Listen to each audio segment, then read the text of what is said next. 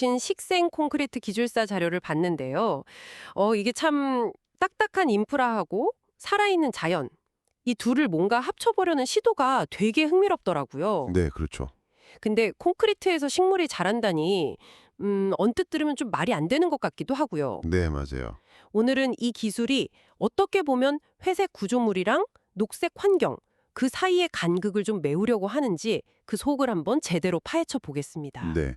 바로 그 어떻게 보면 모순처럼 보이는 걸 극복하는 게 이 식생 콘크리트의 핵심이라고 할 수 있습니다. 아하, 기본적으로는 이제 콘크리트라는 인공 구조물 안에다가 식물이 뿌리 내리고 살아갈 수 있는 환경을 의도적으로 만들어준 거죠. 그런 특수 콘크리트입니다. 의도적으로요. 네. 목표는 명확해요. 콘크리트 본연의 기능, 그러니까 뭐 구조적인 안정성 같은 거 이런 건 해치지 않으면서 동시에 식물의 생명력을 더해가지고 뭐 환경 보호라든가 아니면 경관 개선 같은 그런 부가가치를 만들려는 거죠. 뭐랄까 일종의 살아있는 구조물을 만드는 친환경 공법이다. 이렇게 볼 수 있겠습니다. 살아있는 구조물이라 표현이 확 와닿는데요. 구조적 안정성이랑 친환경성을 동시에 담는다니 이거 상당히 야심찬 기술인데요. 네, 그렇죠.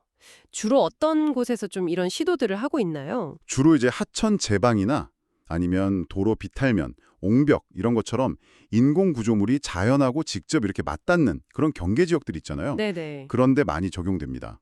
이런 것들이 사실 안정성 확보가 최우선이긴 한데 또 동시에 보면 그 삭막한 콘크리트 구조물이 주변 경관을 해치거나 뭐 생태계를 단절시킨다 이런 문제점도 있거든요. 그렇죠. 보기에도 그렇고. 네. 그래서 식생 콘크리트를 쓰면 그 구조물의 안정성은 지키면서도 녹색 식물로 이렇게 덮이니까 주변 자연하고 좀 더 부드럽게 어우러지고요. 더 나아가서는 작은 생물들이 살 수 있는 공간을 제공해서 생태 복원에도 좀 기여할 수 있다. 뭐 이런 장점이 있습니다. 안정성이 꼭 필요한 곳에다가 이제 환경적인 가치를 더하는 거군요. 좋습니다. 그러면 이게 구체적으로 어떻게 가능한 건지 그 구조를 좀 더 자세히 들여다봐야겠네요. 네. 콘크리트에서 식물이 살려면 뭔가 좀 특별한 장치가 필요할 것 같은데 핵심 원리가 뭘까요? 가장 중요한 핵심은요. 연속 공극 이걸 만들어내는 데 있습니다. 연속 공극이요? 연속 공극이요? 네. continuous void라고 하는데 쉽게 말해서 콘크리트 내부에 식물 뿌리가 이렇게 퍼져나갈 수 있고 또 물이랑 공기가 순환하고 흙이나 양분이 머무를 수 있는 그런 미세한 통로들이 서로 쫙 연결된 상태로 존재하는 겁니다. 아, 통로들이 연결되어 있다. 네, 이 연속 공극이 식물 생장의 아주 기본적인 기반이 되는 셈이죠. 전체 구조는 크게 네 가지 요소로 볼 수 있는데요. 바로 콘크리트 본체, 그리고 방금 말씀드린 연속 공극, 이 공극을 채우는 식생 기반재, 즉 토양이죠. 그리고 마지막으로 식물, 그러니까 종자입니다. 네 가지 요소, 콘크리트 본체, 연속 공극, 식생 기반재, 식물. 알겠습니다. 하나씩 좀 살펴보죠. 우선 콘크리트 본체. 이건 우리가 보통 하는 그냥 일반 콘크리트하고는 완전히 다른 건가요? 뼈대를 이루는 부분이니까 중요할 것 같은데요. 네, 그렇죠. 만드는 방식부터가 좀 다릅니다. 구조물의 기본적인 형태나 안정성을 담당하는 건 맞는데요. 근데 식물이 살 공간을 만들어야 하잖아요. 그쵸? 그러니까 배합부터가 달라져요. 일반 콘크리트는 보통 강도를 높이려고 모래 같은 잔골재를 충분히 넣고 시멘트 페이스트로 아주 빽빽하게 채우지 않습니까? 네네. 근데 반면에 식생 콘크리트는 일부러 의도적으로 잔골재 사용을 최소화합니다. 아, 모래를 적게 쓴다. 네. 대신에 크기가 좀 비슷한 굵은 골재, 그러니까 자갈 위주로 배합을 하고요. 시멘트 페이스트는 골재 알갱이들이 서로 이렇게 맞닿는 부분만 살짝 붙여주는 그 정도 역할만 하도록 아주 소량만 사용합니다. 잠깐만요. 잔골재 최소화하고 굵은 골재 위주의 시멘트도 조금만 쓴다. 이거 약간 엔지니어 입장에서 보면 이러한 강도가 일반 콘크리트보다 훨씬 약해지는 거 아닌가요? 안정성이 중요하다면서요. 아, 네. 정확한 지적이십니다. 당연히 강도 저하가 발생할 수 있습니다. 그럴 것 같은데요. 그래서 식생 콘크리트 설계할 때는 요구되는 그 최소 강도 기준을 만족시키면서도 동시에 식물 생육에 필요한 공급률을 확보하는 그 최적의 배합비를 찾는 게 핵심 기술입니다. 아하, 그 균형점을 찾는 거군요. 네, 무조건 공급만 막 넓히는 게 아니라 구조적인 안정성을 담보할 수 있는 그 범위 내에서 공급을 설계하는 거죠. 예를 들어서 압축 강도 자체는 일반 콘크리트보다 낮을 수 있지만 뭐 제방 비탈면 보호 같은 특정 용도에서는 요구되는 강도 기준이 또 다르기 때문에 그 기준만 만족하면 되는 겁니다. 아, 용도에 맞게 설계하는 거군요. 강도 설계랑 공급 확보 사이의 균형점. 그게 중요하다는 말씀이시네요. 맞습니다. 그래서 이렇게 굵은 골재 위주로 만드니까 자연스럽게 틈이 많이 생기고 그게 바로 연속 공급이 된다 이 말씀이시죠. 네. 여기가 정말 흥미로운 지점인데요. 이 공극이 식물 생육의 핵심 공간이라고 하셨잖아요. 그렇습니다. 이 골재들 사이의 틈, 그러니까 공극이 서로 이렇게 끊기지 않고 네트워크처럼 연결되어 있어서 연속 공극이라고 부르는 거고요. 이게 왜 중요하냐면 식물 뿌리가 단순히 표면에만 있는 게 아니라 이 공극 네트워크를 따라서 콘크리트 내부 깊숙이까지 파고들 수 있게 해주기 때문입니다. 아, 뿌리가 깊게 들어갈 수 있게. 네. 그리고 또 물하고 공기가 이 통로를 통해서 순환하고 흙이나 양둔이 저장될 수 있는 그런 공간이 되는 거죠. 뭐랄까 마치 콘크리트 자체가 거대한 스펀지나 화분 역할을 하는 셈입니다. 콘크리트가 스펀지요? 네. 그 규모가 상당해서요. 보통 식생 콘크리트 전체 부피의 한 25%에서 많게는 40%까지 이 공극이 차지합니다. 와, 40%나요? 전체 부피의 40%가 빈 공간이라는 건 생각보다 엄청 높은데요. 네, 꽤 높죠. 거의 속이 비었다고 할 수 있을 정도네요. 그럼 그 많은 빈 공간은 그냥 두는 건가요? 아니면 뭘로 채우나요? 그 빈 공간을 채우는 것이 바로 세 번째 요소, 식생 기반재입니다. 아, 흙. 네, 쉽게 말하면 흙이죠. 이 연속 공급 안에 식물이 자랄 수 있는 토양 환경으로 만들어주는 역할을 합니다. 그냥 일반 흙만 쓰는 경우도 있지만 보통은 보습성, 그러니까 물을 잘 머금는 성질, 그리고 보비성, 양분을 잘 간직하는 성질, 또 통기성, 공기가 잘 통하는 성질, 이런 게 좋은 유계질 토양이나 아니면 무게를 좀 줄이기 위한 인공 경량토에다가 필요한 비료 성분 같은 걸 섞어서 사용합니다. 식물이 좀 척박한 콘크리트 환경에서도 잘 자랄 수 있도록 영양분하고 수분을 공급해주고 또 뿌리가 잘 자리 잡기 좋은 물리적인 환경을 제공하는 거죠. 미생물이 사는 기반이 되기도 하고요. 당연히 그 집에 살 주인공, 바로 식물이겠군요. 맞습니다. 녹색 구조물을 완성하는 마지막 퍼즐 조각은 식물, 정확히는 식물 종자죠. 네. 이 식물이 뿌리를 내리고 자라면서 여러 중요한 역할을 하는데요. 우선 뿌리가 그 식생 기반재인 흙을 단단히 붙잡아줘서 빗물 같은 거에 쉽게 씻겨 내려가지 않도록 보호하고요. 아, 흙이 안 쓸려 내려가게. 네. 그리고 지상부는 또 푸르게 자라나면서 미관을 개선하고 주변 환경과 조화를 이루게 만드는 거죠. 어떤 식물을 선택하느냐도 중요한데요.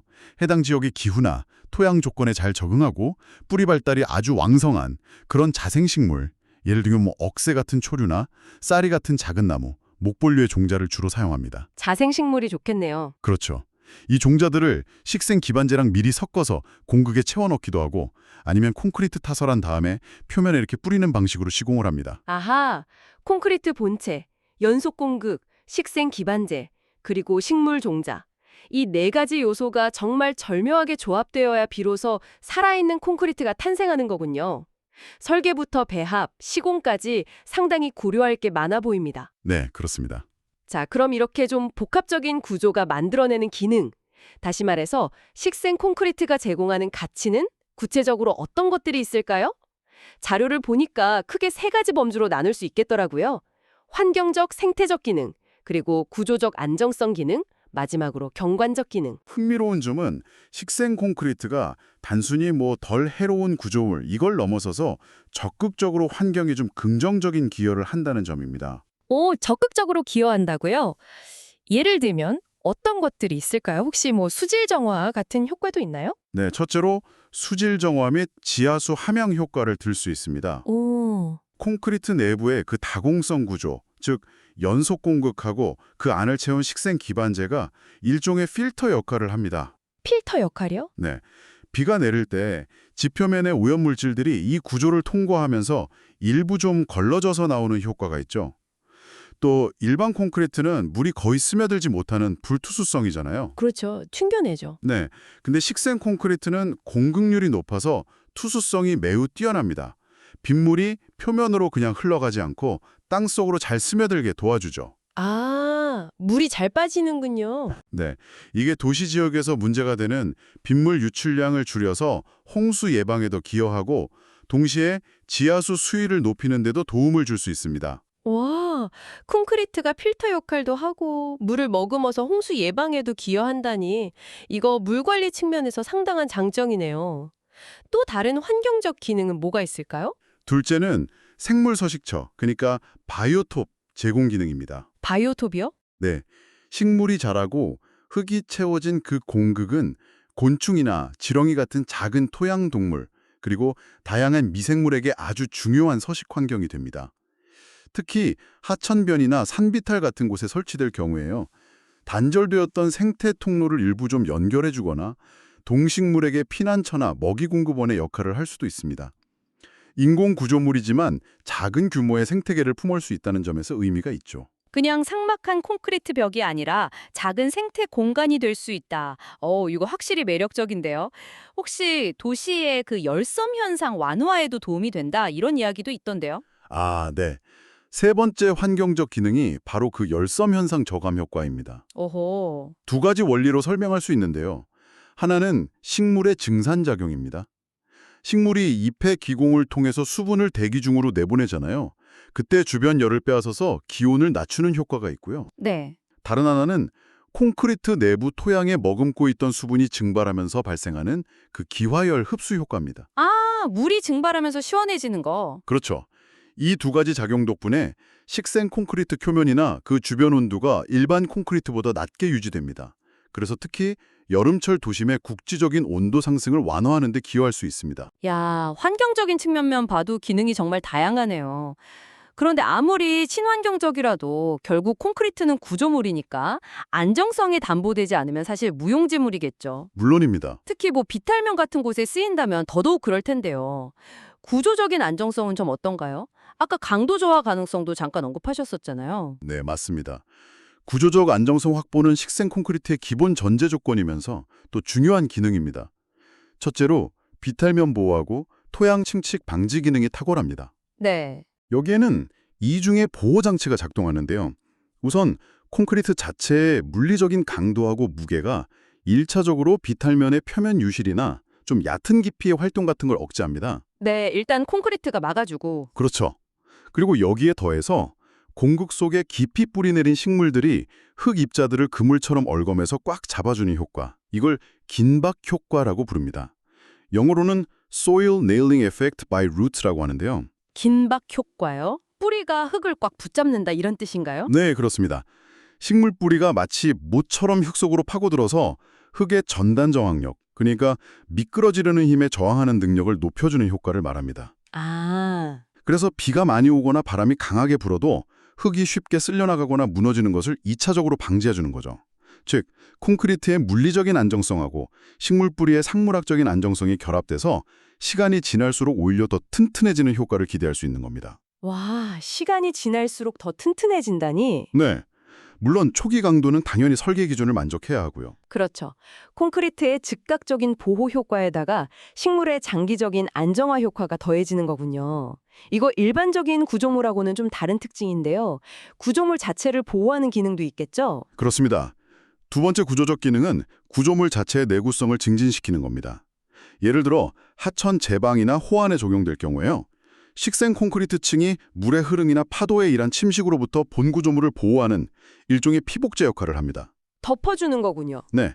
또한 온도 변화나 얼었다 녹았다 하는 동결 용해에 의한 표면 손상을 완화해주고 또 자외선에 의한 열화도 막아주어서 구조물 정체의 수명을 연장하는 데 기여할 수 있습니다. 이야, 환경적인 이점에 더해서 이런 이중적인 안정성까지 갖췄다니 확실히 다재다능한 기술입니다. 마지막으로 경관적인 기능도 빼놓을 수 없겠죠? 아무래도 그 삭막한 회색 콘크리트보다는 푸른 식물로 덮인 모습이 훨씬 보기 좋을 테니까요. 맞습니다. 경관적 기능 또한 식생 콘크리트가 제공하는 아주 중요한 가치 중 하나죠. 첫 번째는 당연히 자연 경관과의 조화입니다. 네. 회색의 인공적인 콘크리트 구조물은 주변의 자연 환경하고 좀 이질감을 주기 쉬운데 식생 콘크리트는 표면을 녹색 식물로 덮어주니까 시각적으로 훨씬 부드럽고 자연스럽게 주변 경관에 녹아들게 합니다. 인공 구조물이지만 자연의 일부처럼 보이게 하는 효과죠. 확실히 미관상 좋고 보는 사람 마음도 좀 편안해질 것 같고요. 바로 그 점이 두 번째 경관적 기능, 심리적 안정감 제공입니다. 아, 녹색이라는 게 사람에게 시각적인 편안함하고 안정감을 주는 색으로 알려져 있잖아요. 삭막한 콘크리트 벽 대신에 푸른 식물이 자라는 모습을 보는 것은 그 공간을 이용하는 사람들에게 상당히 긍정적인 정서적 영향을 줄 수 있습니다. 특히 도시 환경에서는 이런 녹색 공간의 확보가 더욱 중요하고요. 미적인 개선뿐만 아니라 심리적인 효과까지 고려한 디자인이라고 할 수 있겠습니다. 네. 이렇게 환경적, 구조적, 그리고 경관적 기능까지 식생 콘크리트의 정말 다면적인 장점들을 살펴봤습니다. 들어볼수록 이게 단순한 콘크리트 대체제가 아니라 여러 가지 고민과 기술이 집약된 복합 솔루션이다. 이런 생각이 드네요. 네, 정확히 보셨습니다. 이 기술을 좀 더 큰 그림에서 본다면요. 식생 콘크리트는 개발과 보전이라는 어떻게 보면 때로는 서로 부딪히는 두 가지 목표 사이에서 균형점을 찾으려는 노력의 산물이라고 할 수 있습니다. 구조물의 안전성이라는 공학적인 요구사항은 만족시키면서 동시에 환경 부하를 줄이고 생태적인 가치를 높이려는 시도죠. 이것이 바로 식생 콘크리트가 고부가 가치 친환경 건설 기술로 주목받는 이유입니다. 안전과 환경, 이 두 마리 토끼를 잡으려는 시도이고 또 어느 정도 성과를 보여주고 있다 이런 말씀이시군요. 그렇습니다. 물론 아직 해결해야 할 과제들도 있습니다. 초기 활착률을 어떻게 높일 거냐 하는 문제라든가 장기적인 유지 관리는 어떻게 할 건지 또 다양한 환경 조건에 맞는 최적 설계 기준을 정립하는 것 등등 기술적으로 더 발전해야 할 부분들이 분명히 있죠. 네. 하지만 자연과의 공존 그리고 지속 가능한 개발이 건설 분야의 중요한 화두가 된 지금 식생 콘크리트는 분명히 상당히 매력적인 대안 중 하나입니다. 앞으로 기술이 더욱 성숙되고 적용 범위가 넓어진다면 우리 주변의 인공 환경을 좀 더 푸르고 건강하게 만드는데 크게 기여할 잠재력을 가지고 있다고 생각합니다. 단순히 효율성이나 경제성만 따지던 시대를 넘어서 이제는 어떻게 자연과 조화롭게 공존할 것인가 이걸 고민해야 하는 시대라는 말씀이시네요. 네, 그렇죠. 그런 관점에서 이 식생 콘크리트 기술의 발전 방향을 지켜보는 것도 참 흥미로울 것 같습니다. 혹시 청취자분들께서 한 번 더 생각해 볼 만한 오늘 나눈 이야기 외에 좀 던져볼 만한 질문이 있을까요? 글쎄요. 이런 기술이 결국 널리 쓰이려면 비용 문제가 중요할 텐데요. 아, 그쵸. 돈 문제.